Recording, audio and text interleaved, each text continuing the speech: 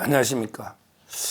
윤석열 대통령이 그 총선에 대해서 이관섭 비서실장을 통해서 그 입장을 내놨습니다. 뭐라고 했냐면 그 총선에서 나타난 국민의 뜻을 겸허히 받들어 국정을 쇄신하고 경제와 민생의 안전을 위해 최선을 다하겠다. 이렇게 밝혔습니다. 총선에서 나타난 국민의 뜻. 지금은 이제 국민의힘이 개헌 저지선은 이제 간신히 넘어서 108석. 아마 이제 집권 여당으로서는 이제 그 사상 최대의 그 패배이기 때문에 그 국민의 뜻을 겸허히 받들어서 국정을 쇄신하고 경제와 민생의 안정을 위해 최선을 다한다. 이렇게 그 입장을 밝혔습니다. 전적으로 이제 그 공감이 되고요. 여기 이제 국정 쇄신에는 이제 그 인적 쇄신이 이제 그 포함되어 있는 거죠. 그래서 이제 그 비서실장 이하 모든 이제 그 수석 비서관들 이제 그 사의를 표시했고요. 그다음에 그 한덕수 국무총리도 구두로 이제 그 사의를 표시했다. 이렇게 합니다. 물론 이제 인적 쇄신 없이 전체적인 이제 국정 쇄신이 안 되기 때문에 저는 불가피한 측면이 있다 봅니다. 전면적으로 이제 그 대통령실도 개편하고 천하의 그 인재들을 자꾸 영입해서 개편하고 필요하다면 이제 그 총리도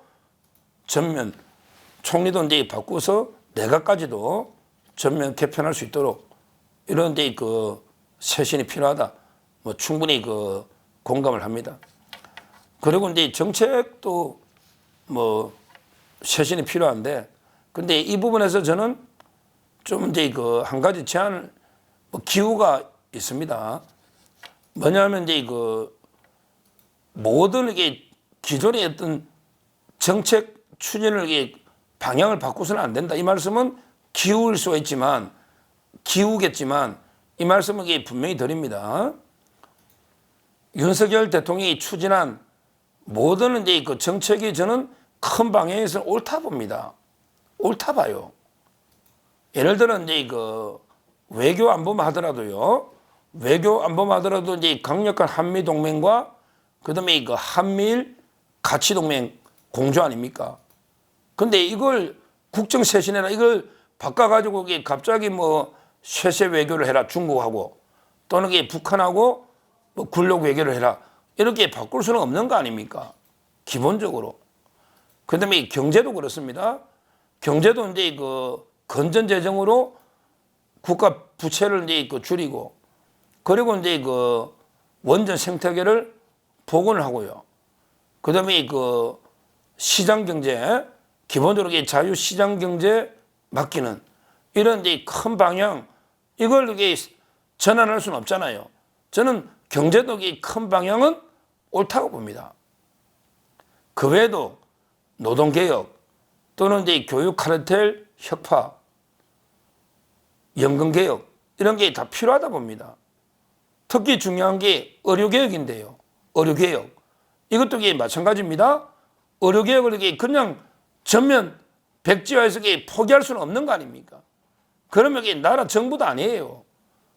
20 몇 년 동안 한 명도 의대 정원을 늘리지 못했는데 근데 그 반발에 백지화하고 하면 앞으로 어느 정권이 어떻게 늘릴 수 있습니까? 이거는 완전히 의사단체가 자기들 철밥통 밥그릇 지키는 거 아닙니까? 그 방향을 저는 백지화할 수는 없다 봅니다.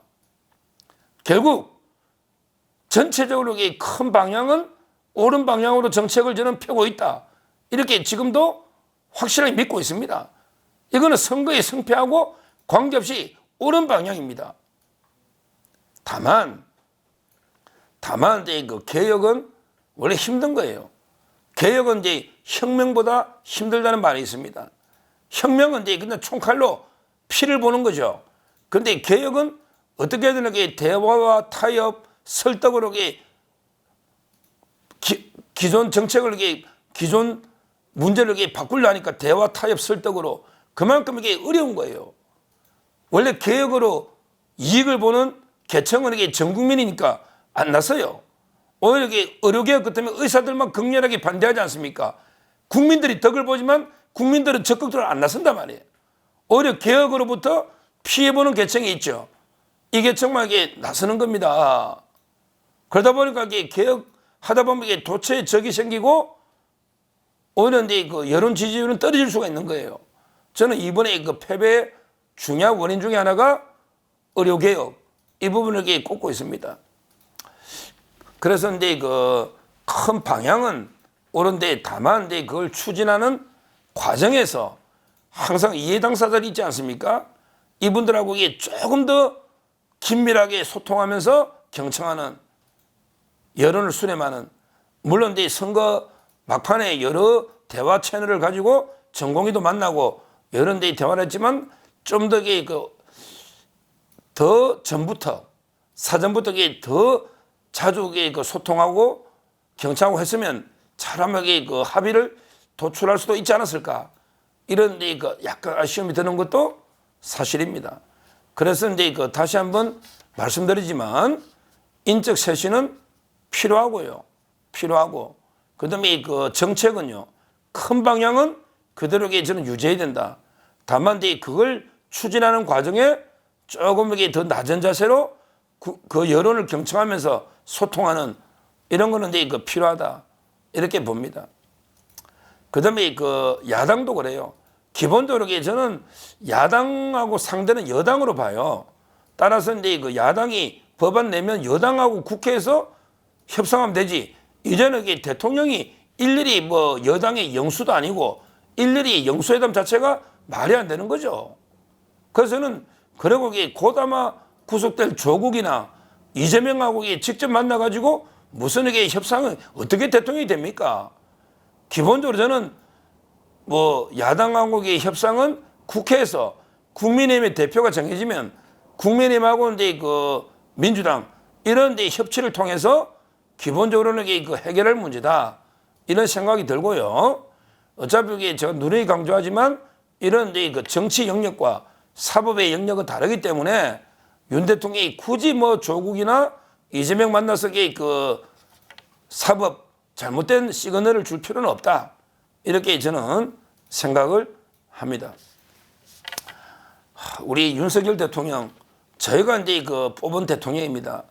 저희가 이제 그 우리 손으로 뽑은 우리 대통령입니다. 그렇다면 우리가 지키고 우리가 힘을 실어주고 우리가 이제 좀 더 계획을 성공적으로 완수할 수 있도록 힘을 보태줘야 됩니다. 저는 아마 역대 대통령 중에 임기 5년을 여소 야대로 완전히 야당이 국회를 완전히 장악한 상태에서 임기 5년을 다 채우는 이런 데 역대 아마 최초의 대통령이 아닌가 이 생각하면 그 마음이 짠하기도 합니다. 그렇지만 대통령이 국회 숫자에 저는 숫자 때문에 원칙을 저버리거나 적당히 타협해서는 안 된다. 이렇게 생각합니다. 지금 가능하면 국회 협상은 여당이 국민의힘에 맡겨두고요. 대통령은 오로지 국민만 바라보고 저는 국민과 직접 소통하면서 올바른 방향 정책이 있다면 그대로 원칙을 견지하면서 그대로 나아가야 된다. 이렇게 봅니다. 국회는 여야가 국회를 하고 대통령은 행정부의 수반, 그다음에 국가 원수로서 외교나 안보, 그리고 행정부의 수반으로서 정책 집행, 이걸 이제 그 원칙대로 소신대로 추진하면 된다. 이렇게 생각합니다. 우리 자유파, 특히 윤석열 대통령을 저희가 뽑았지 않습니까? 그리고 윤 대통령이 추진한 정책 중에 뭐가 잘못된 게 있습니까? 잘못된 게 없지 않습니까? 그렇다면 이제는 더 우리가 강력하게 윤 대통령을 지지해서 더 강력하게 제대로 일할 수 있도록 식물 대통령이 되면 안 되지 않습니까? 아니 레임덕을 넘어 대도덕 만들겠다. 조국이는 그렇게 외치는데 레임덕 대드덕이 돼서는 안 되지 않겠습니까? 아직 임기가 3년이 남아 있습니다. 3년이. 더욱더 저는 오히려 이게 이번 총선이 계기가 돼서 오히려 대통령이 더 국민만 바라보고 원칙대로 개혁을 추진할 수 있도록 오히려 이제 우리 국민이 더 힘을 실어줘야 된다. 실어줘야 된다. 이렇게 생각합니다. 지금 어떻게든 이게 이재명, 조국, 이준석 이 자들에게 틈만 하면 대통령을 끌어내리고 탄핵하고 그리고 이게 김건희 여사 특검법이나 또는 한동훈 특검법이나 말도 안 되는 이런 게 악법으로 대통령을 계속 우리 헌법이 부여한 대통령의 권한을 침탈하려고 하고 있습니다. 이럴 때일수록 우리는 더 똘똘 뭉쳐 윤석열 대통령을 지켜야 됩니다. 윤 대통령을 지키는 데서 나아가서 더 개혁을 힘차게 밀어붙이도록 힘을 더 실어줘야 됩니다. 그게 바로 우리 헌법과 그다음에 대한민국을 지키는 길입니다. 벌써 이제 조국은 7공화국 개헌하겠다 이러고 있지 않습니까? 개헌하면 이게 헌법의 자유민주, 자유를 이게 헌법에서 빼버리겠다 이러고 있지 않습니까? 정말 대한민국의 심각한 위기입니다. 위기입니다. 저는 이번에 총선 패배를 오히려 이제 전화위복의 계기로 삼아서 전면적으로 이제 인적 쇄신과 그다음에 국정 쇄신을 통해서 더 성공적으로 개혁을 완수하고 역사에 성공적인 대통령으로 기록되는 이런 데 돼야 되겠다. 계기가 돼야 되겠다. 오히려 더 전화위복이 계기가 돼야 되겠다. 이렇게 생각하면서 참 우리 모두 대통령에게 더 힘을 실어주는 이런 데 계기가 되어야 되겠다. 이렇게 생각합니다. 지금 이준석은 이제 가장 어떻게 보면 대통령한테 날카롭게 창을 들이댈 1일차입니다. 그다음에 조국도 마찬가지죠. 자기가 살기 위해서는 그대로 개헌부터 탄핵까지 할 겁니다. 이재명도 사법을 있을 거 마찬가지입니다. 우리 모두 이런 범죄자들을 오히려 응징해야 되고 이런 범죄자들로부터 대통령과 대한민국을 더 나아가서 우리 헌법을 수호하는 이런 방패가 되어야 되겠다. 이렇게 말씀드립니다. 감사합니다.